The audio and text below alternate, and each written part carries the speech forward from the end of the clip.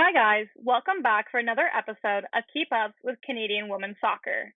In our last video, we took a look at how the Canadian team did in SheBelieves Cup. And now their next game won't be until April 13th against England. This gives us about a month and a half to look at some important aspects of Canadian women's soccer. A highlight from the tournament is that there's actually more player depth than maybe originally anticipated, with players like Sarah Strategakis and Jordyn Listro showing that you can work your way through the NCAA and still get to a phenomenal level, even if you aren't going through your national team program once you're at the age of 20 or so. And this is actually very promising for Canadians because you have players who go under the radar, like Vanessa Gilles, who goes and plays at the University of Cincinnati and then goes and kills it in France before being called up to her national team. And it's hard for Bev Priestman to kind of figure out where are these players, what are they doing, how are they developing. Whereas if we had a Canadian professional league, it would actually be a lot easier to track these players. It doesn't have to be necessarily the biggest league to start, even if we had a couple teams in NWSL, or if we created a couple teams across Canada who perform at a high level, or even start at a more semi-professional level inside each province and set that up as a building stone to getting a cross-nation league. It can be very promising. Because you have these players who are ages of 20 to 22 who are playing in the NCAA, and some are the top players. But as well, you have a lot of players that once they hit the age of 22, they don't know what to do with their career anymore. And so I know some players, some friends who go and try to make their way through Europe and through the lower ranks and then work their way higher. But a lot of people are like, well, it's too risky, it's too hard, and I need to focus on my career. And they don't have that opportunity here. In Europe and England is they actually have some players who are in their summers off from the NCAA, and they're high quality players, and they come into that league and they make it better, and they get to train there, and then they become better again in the NCAA, and it's kind of like a circle of growth.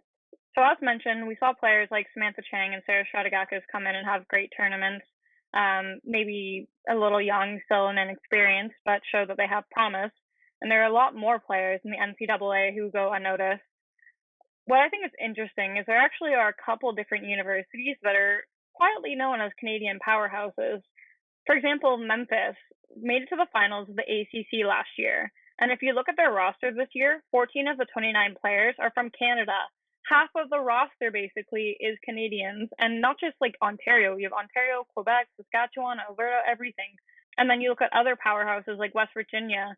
In the year where they made it to the NCAA finals in 2016, 7 of their 25 people on the roster were Canadians, and all 7 of those players were phenomenal and contributed a lot of time, almost all being starters the whole year through, including our own Kadisha Buchanan and Ashley Lawrence.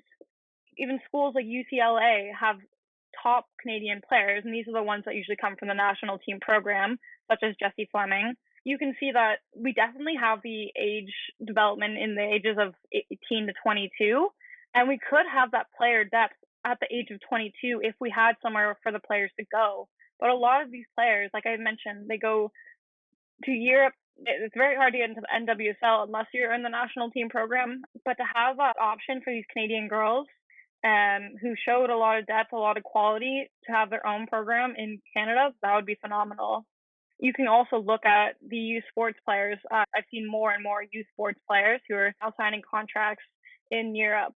For example, the Ottawa team that we played in my 4th year, actually, they went and they won the World Series. It was the first year it was done, and Ottawa won it against other universities, and it was quite an accomplishment for them. And several of the players from that roster have now signed playing in Europe. So it's not only the NCAA, but we have it even here in Canada in youth sports.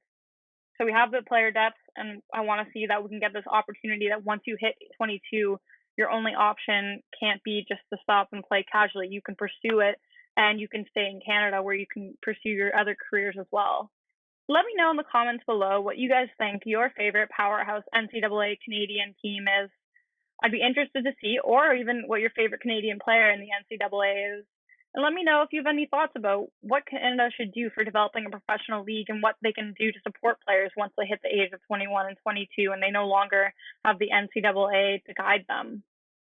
I'm looking forward to hearing your thoughts. Hope you like, subscribe, and stay tuned for future videos.